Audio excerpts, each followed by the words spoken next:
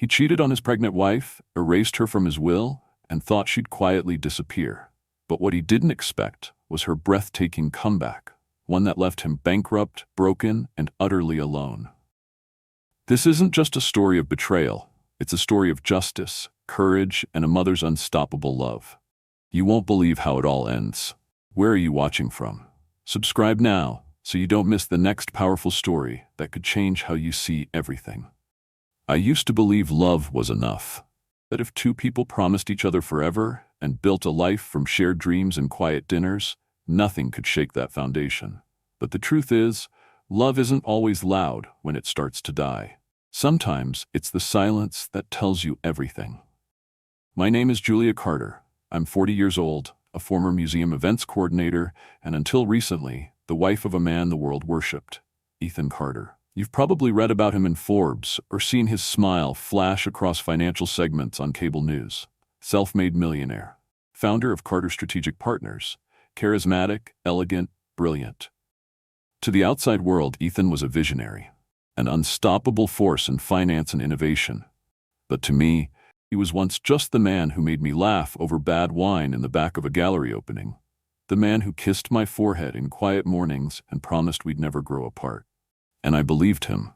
But something began to shift long before I admitted it to myself. His eyes stopped lingering, his hands stopped reaching for mine under dinner tables. Work came first, always. And now, he wasn't just gone for long hours, he was unreachable. Investor calls, urgent meetings, Europe's waking up early. The justifications were as sleek as the suits he wore. I told myself he was just under pressure, that his silence was stress, that if I held on to the warmth I remembered, kept cooking his favorite meals, kept leaving notes in his suitcase before business trips, he'd return to me. The Ethan I knew would surface. Then I found out I was pregnant. We had talked about children before, in the early days when everything felt like possibility. He'd mentioned naming a boy after his grandfather or building a treehouse in the yard for a little girl. I'd clung to those memories as hope. And now, standing alone in our cavernous kitchen, staring down at a positive test, I felt that hope bloom again. I spent a week trying to plan the perfect moment. I'd been saving it like a gift, a sacred, red-ribbon secret. I cooked the rosemary-crusted salmon he always asked for on his birthdays, lit candles, set the table with the linen we'd brought back from Italy. I even wore the dress he once said made me look like spring. When he walked in that night, late as usual, I stood there smiling nervously, but the moment he kissed my cheek, I caught a scent I couldn't name. Sharp, floral, not mine. Rough day? I asked, trying to sound breezy. He nodded, eyes already drifting to his phone. Clients in Tokyo are hammering out a merger, timing's everything. I gestured toward the table. I thought maybe tonight we could take a breath, just us. He forced a smile. That looks great, Jules. You didn't have to do all this. But I did. I had to. I was fighting for something he no longer saw was slipping away. Dinner was a quiet dance of shallow conversation and clinking silverware. He barely touched his plate. Every few minutes his phone buzzed. At one point he excused himself to take a call in the hallway. I sat there, staring at the candles flickering low, holding the tiny box in my lap, inside a pair of soft gray baby booties I'd found that morning. When he returned, he didn't ask what I was holding. Instead, he said, I need to be up early. Can we rain check the rest of tonight? I nodded. What else could I do? That night, as he showered, I stared at my reflection in the bathroom mirror. My eyes were tired, but not just from the first trimester fatigue. They were tired from pretending, from waiting, from wondering why the man I loved had gone so far away without ever leaving the house. I didn't tell him I was pregnant that night. I couldn't. In the days that followed, I kept trying to find the right moment. But each time, something interrupted. His schedule, his mood, or my growing fear that his reaction wouldn't match the dream I'd spun. I began to watch him more carefully. The way his thumb hovered over his phone screen, the new passwords on his devices, the way he turned away when he took calls. I wasn't ready to believe he was unfaithful. Not Ethan. Not the man who used to bring me flowers for no reason and wake me up just to dance in the living room. But something deep inside me had already begun to crack. Still, I waited. I told myself I'd find the right day. That day came on a Saturday morning, 2 weeks later. I had the ultrasound printout folded in my cardigan pocket. I could still feel the weight of it, like it was alive. I found him in his home office, hunched over his laptop, shirt sleeves rolled up, tie loosened. His hair was mussed, and he looked exhausted. When he looked up and saw me, he smiled, a flicker of the man I remembered. "Hey, I didn't hear you come in," he said, rubbing his temple. "I have something to show you," I said, and my voice nearly trembled. He watched as I pulled the ultrasound from my pocket, handed it to him like a fragile glass artifact, his brow furrowed, then rose in surprise. "Is this?" "I'm pregnant," I said softly. "About 6 weeks." He stared at the grainy image. Then his eyes shifted to the floor. Wow, that's big news," he muttered, placing the image gently on the desk. Then he stood and wrapped his arms around me. But the embrace felt practiced, distant. His body was here, but his mind, his heart, was not. He kissed my hair, mumbled something about needing to process it all. Then his phone buzzed again. He looked at it, gave a vague apology, and walked out of the room mid-sentence. I stood there, blinking, staring at the ultrasound photo on his desk. It looked up at me like a quiet witness to the truth. Whatever we had, whatever we were, it was no longer enough for him. I wanted to cry, but I didn't, not yet. Instead, I placed a hand on my belly, and for the first time I whispered, "It's just you and me now, little one." And somewhere deep inside, I felt something shift. Just a little. The first flicker of fire. A fight. Of the woman I was going to need to become. Ethan's absence wasn't just physical anymore. It had taken root in the spaces between our conversations, the silence over dinner, the distracted nods when I spoke about the future. I used to believe distance was something you could bridge with effort, with love. But no amount of trying could reach someone who had already begun drifting into someone else's orbit. Her name was Vanessa Brooks. I didn't know that at the time. All I knew was that Ethan had changed, and not in the ways a man changes when he's about to become a father. He wasn't nervous or protective or overwhelmed with joy. He was elsewhere. Always somewhere else in his head. In his phone, in another city. His warmth had gone cold in small, unnoticeable steps, like water cooling after the kettle's been taken off the flame. I'd started to feel like a stranger in my own home. It was during one of his supposed investor retreats in Miami when I got my first real clue. A receipt slipped from his suit pocket as I gathered his dry cleaning. It was from a hotel, one I didn't recognize. But it wasn't the location that struck me. It was the line that read, "In-room champagne and chocolate-covered strawberries for 2." The handwriting on the note included a playful heart, and it wasn't mine. I froze. I should have confronted him right then. I should have demanded answers. But I didn't. Maybe it was fear, maybe it was pride. Maybe I just wasn't ready to hear what I already knew. Instead, I started paying attention. He returned from Miami with a tan he claimed was from walking between meetings. He smelled different, like the ocean and unfamiliar cologne. I asked if he had fun. He answered too quickly, too carefully, with that artificial cheeriness that people use when they're hiding something. So I started watching him. His phone never left his hand. He took calls on the balcony with the door closed, his voice low and measured. He changed his passwords. He started grooming more meticulously, wearing cologne I'd never bought him, and suddenly became obsessed with new suits and tailoring. His absences weren't just longer, they were less apologetic. I noticed the way he smiled at texts, the way his voice dropped when he answered certain calls. I noticed how he'd sometimes come home with a faint shimmer on his neck, lip gloss maybe, or how he started skipping our Sunday brunches, the ones we'd never missed. The emotional erosion was subtle, but it was devastating. One night, while he slept beside me, I turned toward him. His back was to me. He'd mumbled a name in his sleep. Vanessa. That was the first time I heard her name. I lay there in the dark, hand over my stomach, feeling the tiny flutter that was our child shifting inside me. I listened to his steady breath and wondered how long he'd been giving himself to someone else while I planned our future. The next morning, I searched through his office when he left for the gym. I wasn't proud of it, but desperate women do desperate things. I found a file folder labeled Consultants Q3. Inside were several invoices paid to Brooks Media Solutions. Curious, I Googled it. The website was barely functional. A few stock photos, a contact email, a short bio. Vanessa Brooks.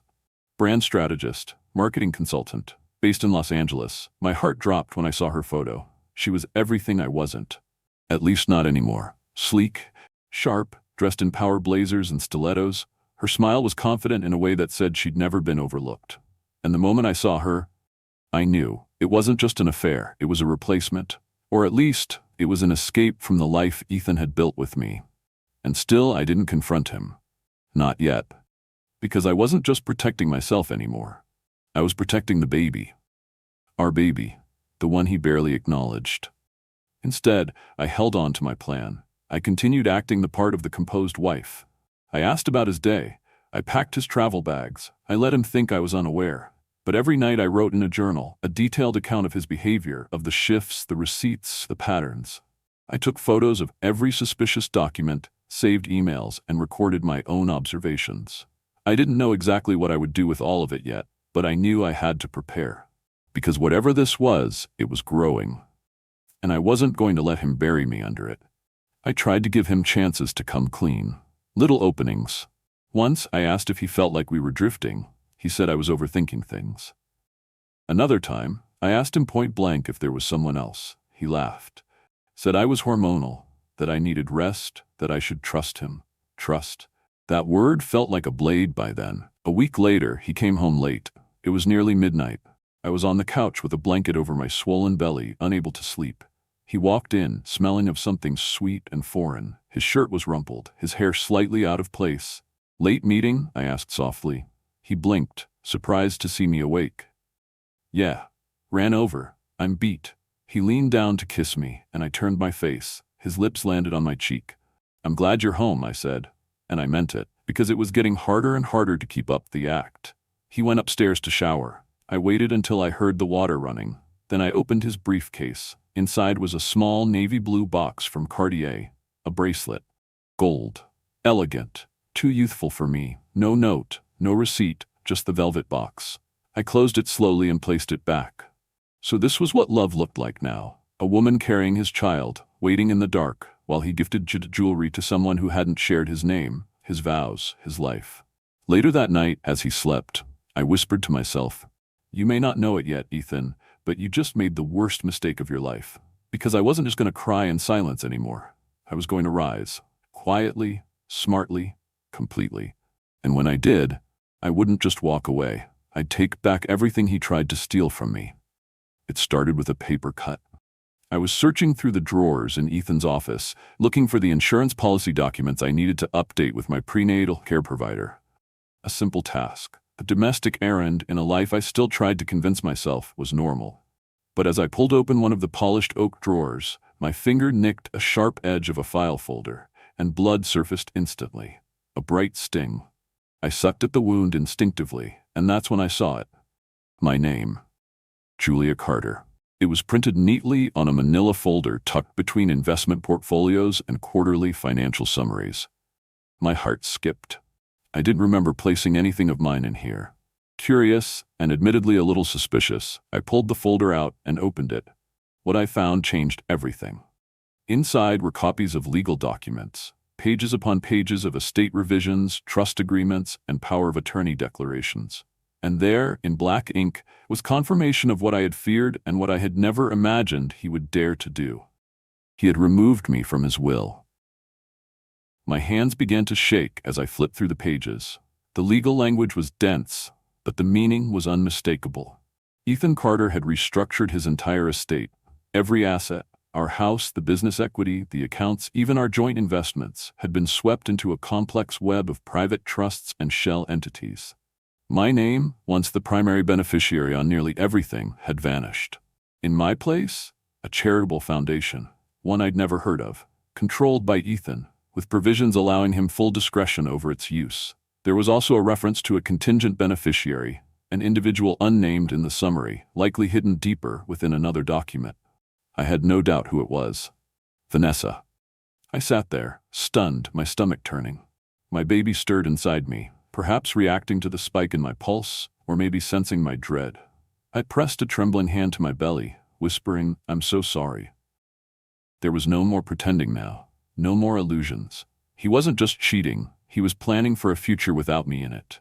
A future where I was erased, financially, legally, permanently. For a long moment I couldn't breathe. The weight of it, the betrayal of it, was too enormous to absorb in one sitting. I looked around the office. Once our shared space for quiet morning coffee, emails, casual plans for our next vacation, and now it felt like the war room of a man plotting his escape. And yet, I didn't cry. Not this time. I took out my phone. Hands still shaking, I began taking pictures of every page. I went slow, methodical. I captured every clause, every signature, every timestamp. Then I tucked the documents back exactly where I found them, closed the drawer, and exhaled as if I'd just pulled the pin from a grenade and slipped it back in without anyone noticing.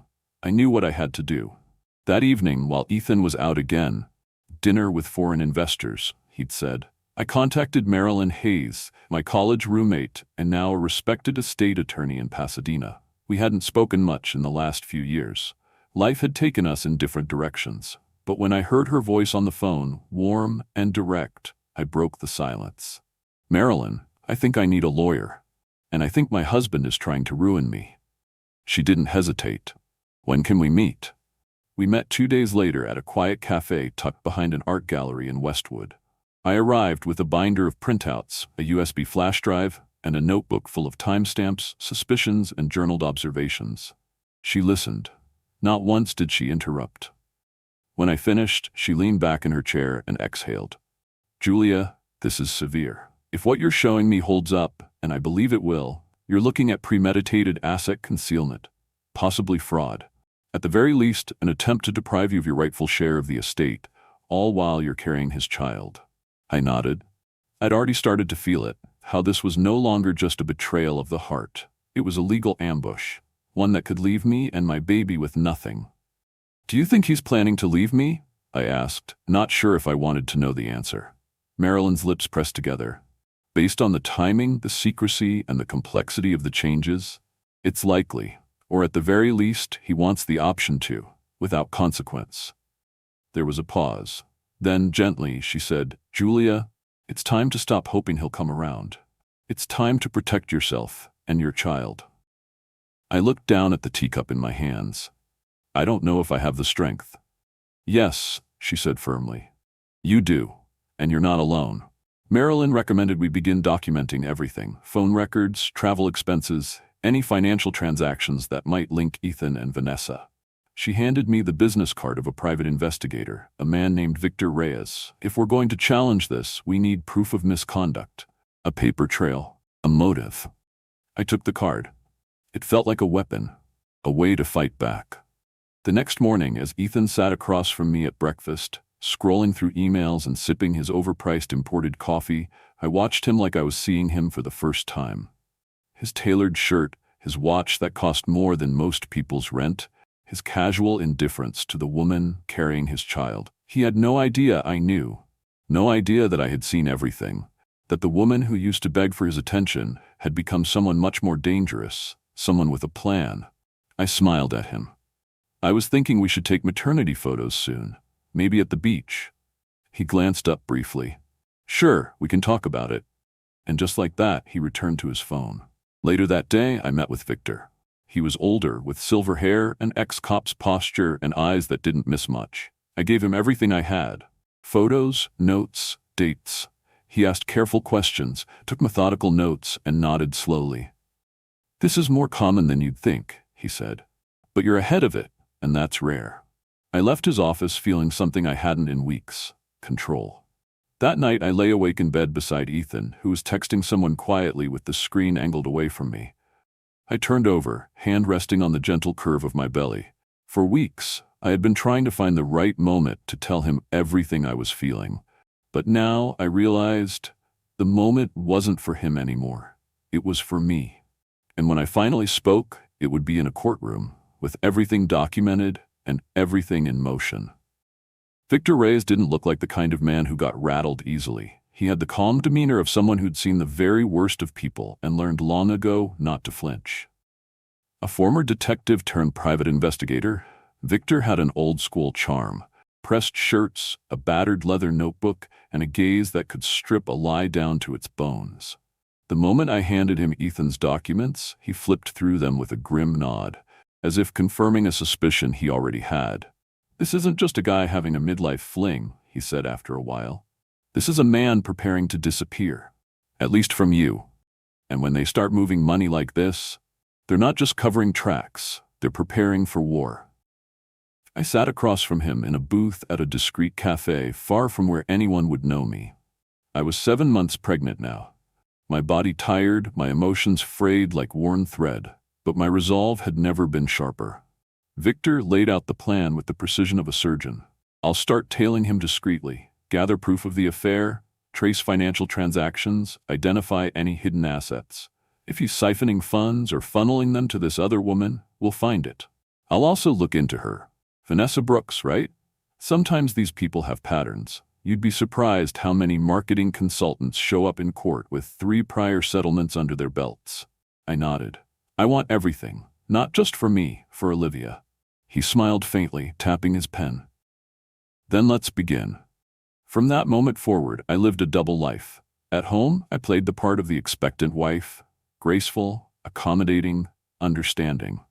I asked Ethan about his meetings. I smiled through our brief breakfasts. I sent him good luck texts before his flights. He didn't know that while he traveled, Victor followed. While he made dinner reservations under false names, Victor snapped photos from the parking lot. While Ethan whispered sweet nothings into Vanessa's ear in boutique hotels, Victor's telephoto lens caught every lingering kiss, every hand grazing hers over candlelight. It didn't take long for the truth to become indisputable. Less than 2 weeks in, Victor presented me with a full report, dozens of time-stamped photographs. Ethan and Vanessa entering the same penthouse suite in West Hollywood, hand in hand at a rooftop bar, laughing in a lounge Ethan once claimed was strictly members only for business. Then came the receipts, expenses from Donovan Capital, disguised as consulting fees, wired directly to a shell company registered under Vanessa's name. A deep dive into her background revealed she'd been involved in similar situations before. Men in positions of power, wealth restructured overnight, new wills rewritten. She wasn't just a distraction. She was a strategist. I sat alone in my bedroom that night, staring at the thick folder of evidence in my lap. The nursery, half finished, glowed softly under a string of lights I'd hung weeks ago. Olivia kicked gently inside me, as if to remind me she was here, that she was listening. I whispered, "We're going to be okay, baby girl. I promise you that." The next morning, I met with Marilyn again. We spread Victor's findings across her desk. Photos, financial records, contracts. "This is airtight," she murmured. "Julia, we can build a legal fortress around this. We challenge the revised will under undue influence. We file for divorce. We demand full custody, child support, and restitution. And with this financial evidence, we might even open the door to fraud charges." I didn't flinch. "I want everything he tried to take from me, and then some." She nodded. "But timing matters. You're close to delivery. Starting now could put stress on your pregnancy." "I can wait until after the baby comes," I said. "But I won't wait forever." So we planned. Quietly. Precisely. At home, I let the silence stretch between us. Ethan barely noticed. He thought my distance was resignation, not strategy. His arrogance made him careless. He left his phone lying around more often. He took longer to reply to my messages, and when he did, he was always in meetings. One day, I watched him scroll through his messages while eating breakfast. A flicker of a smile appeared on his lips. Then he typed something quickly and locked his phone. "Big client?" I asked, sipping my tea. He barely looked up. "European fund. They're skittish." I smiled. "You'll charm them. You always do." He didn't catch the venom behind the sweetness. Or maybe he didn't care. That afternoon, I organized a gender reveal. Just something small, with a few old friends and family. I wanted Olivia to be celebrated, even if her father couldn't be bothered. Pink and blue streamers adorned the living room. My sister helped me bake cupcakes with colored frosting hidden inside. The guests were kind, polite, cheerful. Ethan showed up late. He blamed traffic, claimed a meeting ran long. But I saw the indentation of fresh lipstick on his collar, the faint shimmer no one else would have noticed. He hovered around the edges of the party, checking his phone, offering hollow smiles. When we finally cut the cupcakes and revealed pink frosting, everyone clapped. I pretended to beam. He barely raised his eyes from the screen. Later that evening, I walked into the nursery and sat alone. My hands rested on my belly, my heart heavy. I thought about the man Ethan used to be, the one who painted our guest room with his sleeves rolled up, laughing when he accidentally turned the cat lavender. The one who cried when we lost our first pregnancy. The one who once said, "I don't care how much money I make. If we're happy, I've made it." That man was gone. In his place stood a stranger who treated my pregnancy like a business inconvenience, who kissed another woman while my body ached to bring his daughter into the world. That night, I made another decision. I stopped speaking to him unless it was necessary. No more small talk, no more pretending. If he noticed, he didn't show it. Maybe he welcomed the silence, or maybe he was just too busy preparing the life he'd rather be living. I started sleeping in the guest room. I said it was the pregnancy, the back aches, the need for space. He didn't argue. He never asked me how I was feeling anymore. He never offered to come to a doctor's appointment. The only time he touched my belly was when someone else was in the room, just enough to keep up appearances. The final straw came one morning when I found an email left open on his tablet, a message from Vanessa. The subject line read, "Can't wait to build our empire together." The body contained a draft proposal for a new firm, under both their names. She wasn't just taking him, she was replacing me entirely. I closed the tablet, walked into the bathroom, and stared at myself in the mirror. I was done. Done pretending, done pleading, done waiting for the man I loved to come back from wherever he had gone. Because he wasn't coming back, and I was going to make damn sure he regretted ever thinking I was disposable. The irony was almost cruel. While I was picking out crib bedding and researching non-toxic paint for Olivia's nursery, Ethan was finalizing legal documents to ensure I'd be cut out of our lives. At night, I'd sit with baby name books in my lap, imagining the softness of her hair, the warmth of her breath, and just down the hall, the father of my child was sharing hotel rooms with another woman and calling it strategy. The distance between us had turned into a canyon. At home, we passed each other like ghosts, two people who had once shared secrets and laughter, now reduced to brief nods and lukewarm pleasantries. But while Ethan moved through this marriage like it was a formality, I moved with purpose. Victor's photos, Marilyn's legal plan, my own growing awareness of just how far Ethan had gone. I carried it all silently like armor, smiling when I had to, saying little, watching everything. And then one night, it happened. He left his phone on the kitchen counter, unlocked. For one brief, miraculous moment, the device that had been his most trusted confidant was vulnerable. I wasn't looking for it. It was pure accident. I was making chamomile tea, rubbing the small of my aching back, and there it was, face up, screen glowing. A message had just come through. It was from Vanessa. "Miss you, baby. Last night was incredible. When can we talk about finalizing the will changes?" My chest tightened like a vice. I felt my breath lodge in my throat, my fingers going cold. My vision narrowed until the world was only that sentence. She knew. She was in on it. She hadn't just stolen my husband, she'd helped orchestrate my erasure.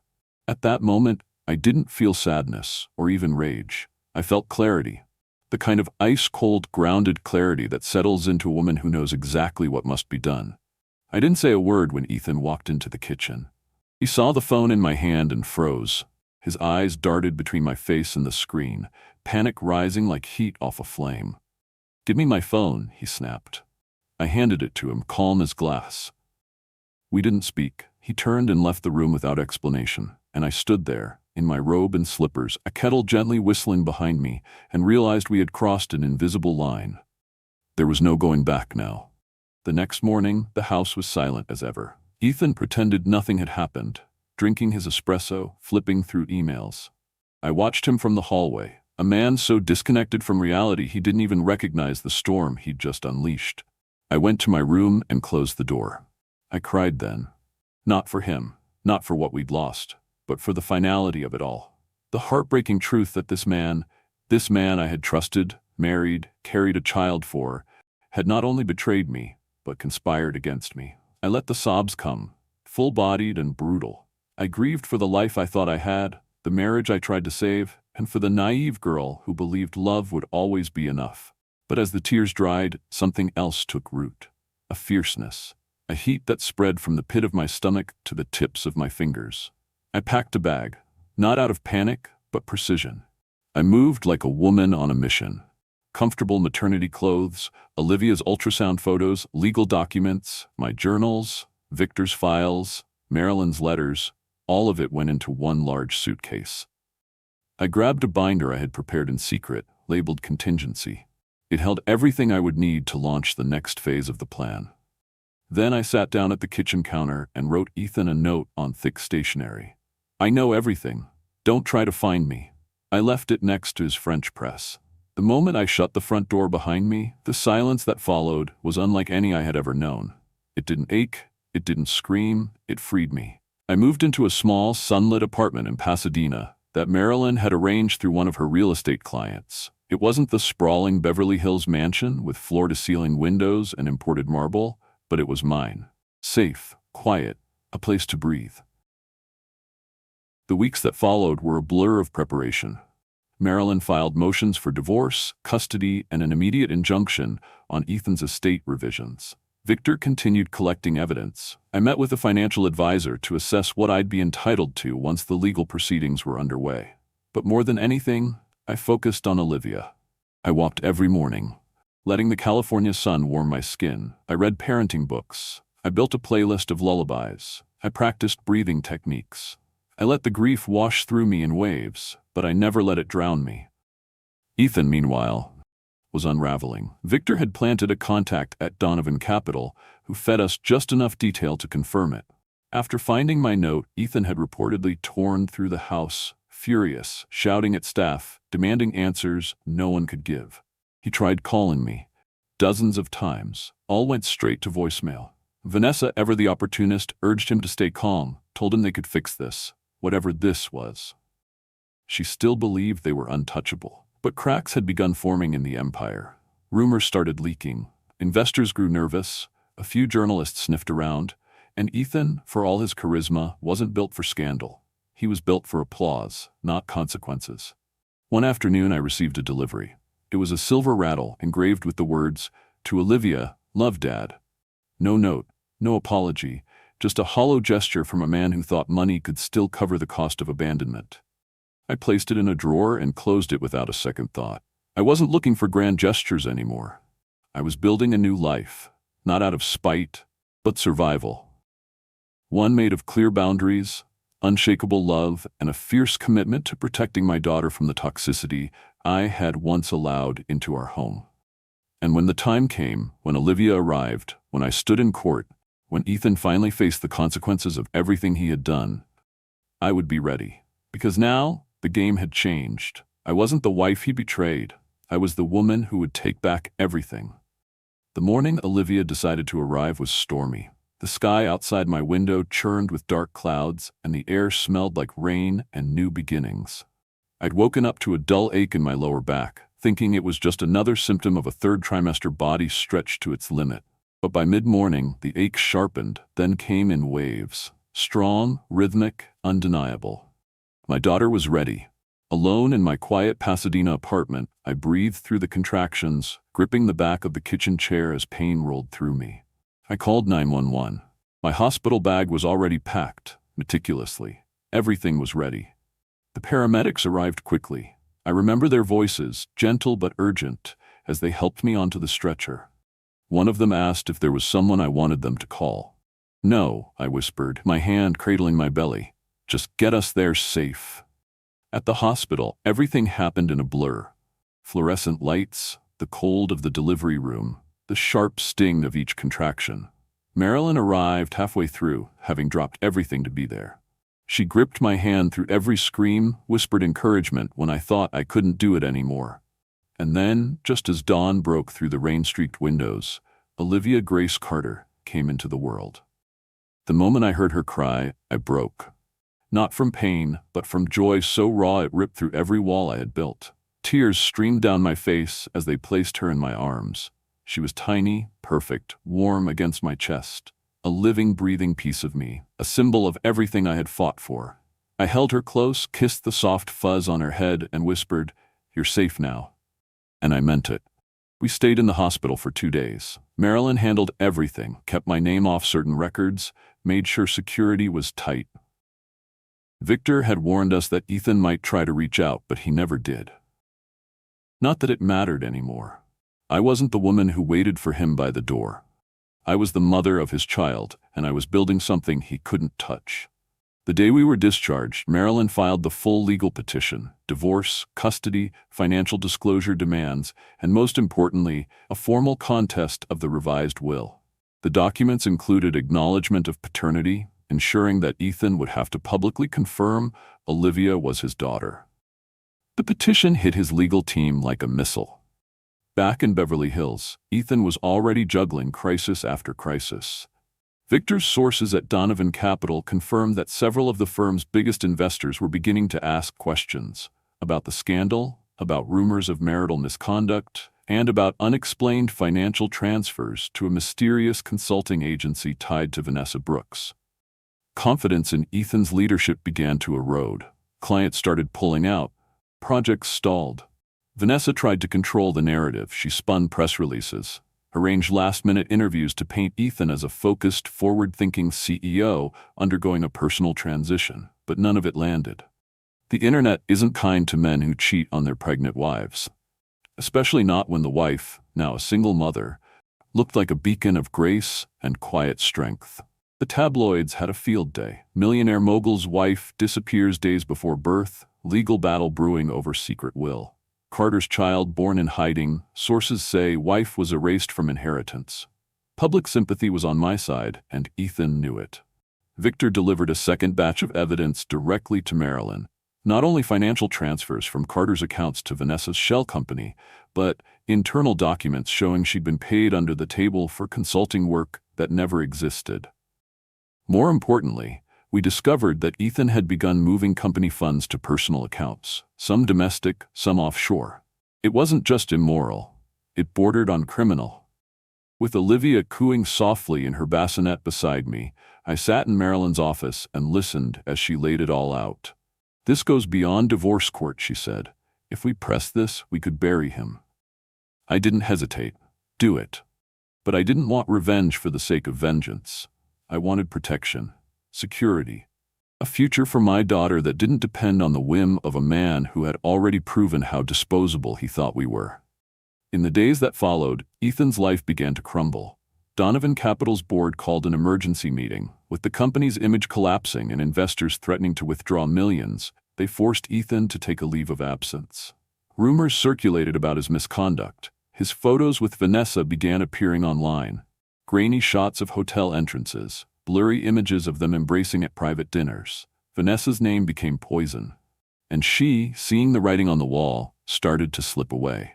She stopped attending meetings, deleted her social media. Some said she fled to Europe with the remainder of Ethan's hush money. Others claimed she moved in with a tech investor in San Francisco. I didn't care. She was no longer my concern. Ethan, however, was running out of options. His attorneys tried to delay court dates, counter our claims, paint me as emotionally unstable, even hinted that I'd fled in the middle of the night without cause. But Marilyn was ready. We had documentation, timelines, financial records, photos, and hospital logs. Every lie they told, we knocked down with truth. And the truth, it turned out, was a mighty thing. As I nursed Olivia, I watched it all unfold. Not with glee, but with a quiet, righteous calm. Every time his firm lost a deal, every time another publication ran a story about his misconduct, every time another investor jumped ship, I felt the scales balance a little more.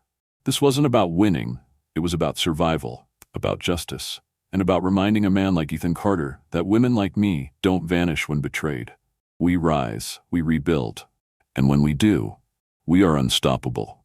One afternoon, as I watched Olivia sleep, her tiny fingers curled against her chest, I thought back to the day I found the folder in his desk. How that discovery shattered me. How small I had felt. How cornered. I had no idea then how powerful I would become. And I had no idea just how far Ethan would fall before the end. But I was ready to watch. Because this wasn't just my story anymore. It was Olivia's. And I was going to make sure it had the ending she deserved. The courthouse in downtown Los Angeles was gray and solemn that morning, the kind of place that felt too cold for the kind of heartbreak it held. I stood just outside, holding Olivia close to my chest. She was bundled in a soft pink blanket, her tiny breath warm against my neck. Her presence anchored me, even as the weight of what was about to unfold pressed hard against my shoulders. This wasn't just a court hearing. It was the reckoning. The paparazzi had gathered like vultures, swarming the steps with flashing cameras and whispered questions. "Julia, is it true he cut you out of the will? Will he fight for custody? Do you want him to lose everything?" I didn't answer. I didn't need to. I walked forward, flanked by Marilyn and one of her associates, head high, step steady. Inside the fluorescent-lit chambers, the air buzzed with legal tension. Ethan arrived through a side entrance, flanked by his own lawyers in tailored suits, their briefcases packed with excuses and damage control. He looked different, thinner, paler. The confident smirk he once wore like armor was gone. His eyes briefly met mine, and in that fraction of a second, I saw something unexpected. Regret. Not the kind that redeems, the kind that haunts.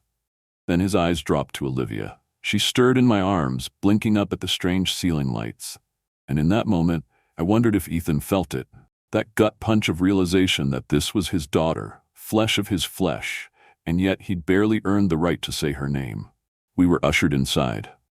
The judge, a steely woman with years of wisdom etched in the lines around her eyes, took her seat and called the room to order. Marilyn began laying out our case, calm and razor-sharp. She presented the timeline, the affair, the forged consulting payments, the revised will, the sudden transfers of assets. She submitted the photos, the records, the testimony from Victor Reyes, who now sat quietly in the back, a watchful guardian of the truth. Then came the bombshell. Vanessa's involvement in the estate changes. Emails, messages, late-night drafts passed between Ethan and Vanessa that outlined their plan for a new life. One that included removing me from any financial claim and securing a private trust controlled by Ethan and eventually Vanessa. The judge's eyes narrowed as she reviewed the evidence. Ethan's attorneys scrambled. They argued stress, business demands, misunderstandings. They claimed I had left without notice, that I had refused counseling, that I had withheld Olivia from her father. But Marilyn was ready. Every accusation was countered with documentation, facts, timestamps, receipts, videos. Then came the issue of the will. Marilyn's voice didn't waver once as she said, "Your Honor, we move to invalidate the revised will on the grounds of undue influence and fraudulent intent." Mr. Carter's relationship with Ms. Brooks was not only unethical, it was leveraged to erase his wife and unborn child from any claim to his estate, while simultaneously funding Ms. Brooks' lifestyle through the company's funds. This is a clear pattern of coercion and misappropriation. The judge nodded slowly, her expression unreadable. Then it was Ethan's turn to speak. He stood reluctantly, clearing his throat. His voice cracked at first. I made mistakes," he began. "A lot of them. I was under pressure. I didn't think clearly. I didn't know how to handle everything. Julia's pregnancy, the business, Vanessa." He stopped, catching himself. The room was silent. He looked over at me again, and I saw it, beneath the excuses, the crumbling facade. He knew he'd lost. Not just in the courtroom, in life. He'd thrown away the only people who had truly loved him. When he sat down, the judge took a long pause. She adjusted her glasses, then delivered her ruling in a voice that echoed through the chamber like a bell toll. Julia Carter would retain primary custody of Olivia. Ethan would be granted limited visitation rights, under conditions agreed upon by both parties and approved by the court. He would pay substantial child support, reflective of his net worth before the corporate downturn, an amount his lawyers tried to contest but failed. And most critically, the revised will was declared null and void. The original will, the one from the early years of our marriage, before the lies, before Vanessa, was reinstated. It guaranteed me and Olivia a significant share of Ethan's estate and locked down the assets he had tried to reroute. The charitable trust he had created under Vanessa's advice was declared legally suspicious and set for audit. The blow was final. Ethan's shoulders slumped. His lawyers leaned in, whispering furiously. But it was done. And then, as if to seal his downfall, another shock came just days later. The board of Donovan Capital, shaken by the legal revelations and ongoing investor panic, voted to remove Ethan as CEO. The firm's stock had taken a hit during the scandal, and confidence in his leadership had evaporated. They needed a clean break, and that meant cutting ties with the man whose personal life had bled into boardrooms and bank accounts. He was out. Suddenly, Ethan was no longer a mogul. He was just a man scrambling to keep what was left. News outlets swarmed the story. CEO ousted amid legal firestorm. Wife reclaims inheritance after secret will scandal. I ignored them all. I wasn't interested in revenge porn. This wasn't about headlines. This was about peace, about justice, about finally being heard after months, years of silence. A week after the court hearing, I received the official documentation, signed and sealed. I stood at the window of my small Pasadena home, Olivia cradled against my shoulder, and stared out at the sunlight breaking through the trees. It was over. He had taken everything from me. But I had taken it back, not by screaming, not by begging, but by standing my ground. And I had done it not just for myself, but for the tiny girl sleeping against my heart. She would never grow up wondering if she was wanted. She would never have to earn love or beg for acknowledgement. She would know, because her mother had fought tooth and nail to build a world where she could be safe, whole, and free. And if Ethan Carter ever forgot that, he could look at the court's decision, he could look at the headlines, or he could look at the empty place where his family used to be. And remember what happens when you treat love like a disposable thing. You lose everything. The mansion sold within weeks. At a loss, of course. Ethan had no choice. Between the court-ordered child support, mounting legal fees, and a PR crisis that wouldn't die down, he was hemorrhaging money. The cars went next. The Ferrari, the Bentley, even the vintage Aston Martin he'd once called his weekend soul cleanser. All gone.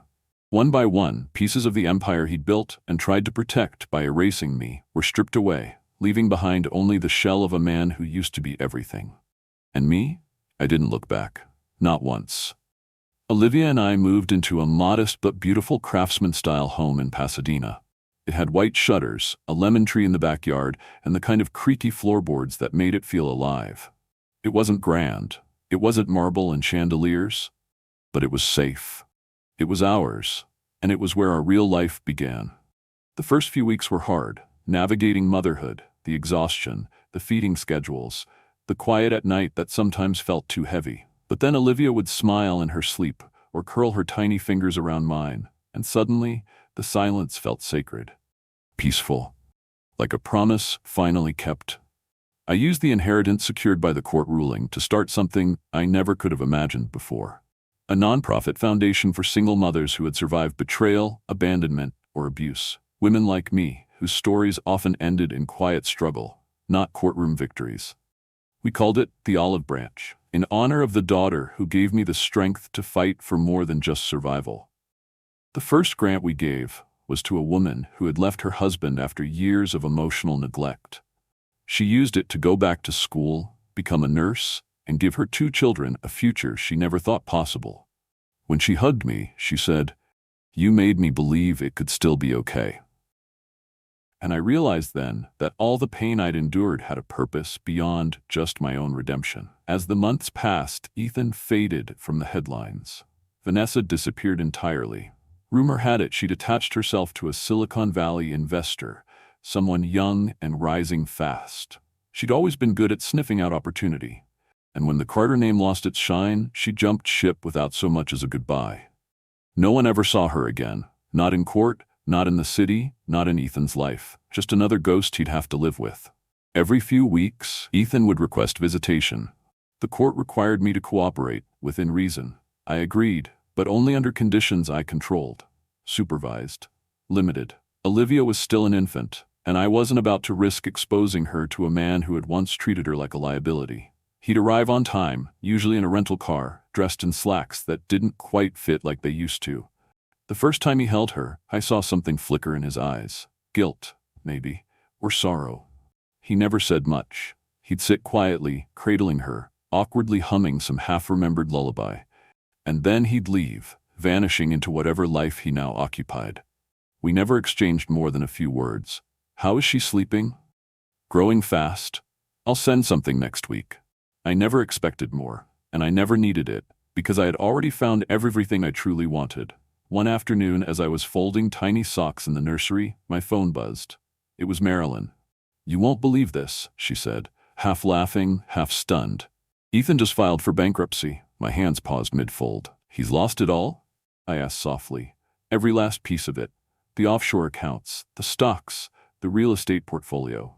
What wasn't seized to pay debts, he liquidated to keep the lights on. Donovan Capital's new leadership just cut ties completely. They're rebranding, wiping the slate. I leaned against the dresser, letting it settle in. He'd spent years trying to protect his fortune by cutting me out, and in the end, the only thing left of it was what he was court-ordered to give me and our daughter. The final irony was poetic and just, but I didn't feel triumphant. I felt released. That night, after Olivia had fallen asleep, I stood at the back window, watching the moon cast silver shadows across the lemon tree. I thought of the life I might have had if I'd stayed. The woman I would have become, quiet, shrinking, begging for scraps of love from a man who had long since stopped seeing me. Instead, I'd become something else, resilient. A woman reborn in the fire of betrayal, stronger than she ever imagined she could be. I kissed Olivia's forehead and whispered, "Thank you, baby girl. You saved me before you ever took your first breath." And I meant every word, because her heartbeat had been the sound that reminded me to fight. Her tiny hands had steadied mine when I thought I'd fall apart. She was the reason I'd risen from the ashes of Ethan's deception and built something real, something no amount of greed or betrayal could ever touch. And in the quiet of that Pasadena night, I knew I was exactly where I was meant to be. Not just free, but victorious, and finally whole. Thank you so much for staying with me through this emotional journey. If you're still here, it means you felt something, and that means the world to me. This story wasn't just about betrayal or revenge. It was about strength, about how a woman pushed to the edge found her way back to the center of her own life. It reminds us that no matter how deep the hurt, there's always a way forward. Through pain, we grow. Through heartbreak, we rise. And sometimes what seems like the end is actually a powerful new beginning. I'd love to know, where are you watching from? Drop your city or country in the comments. I love hearing from our amazing community around the world. And if this story touched you, inspired you, or even just made you feel seen, please take a moment to subscribe to the channel. We have so many more stories of strength, resilience, and real-life redemption coming your way. Don't forget to hit the bell so you never miss an update. Until next time, stay strong, stay kind, and never forget your worth.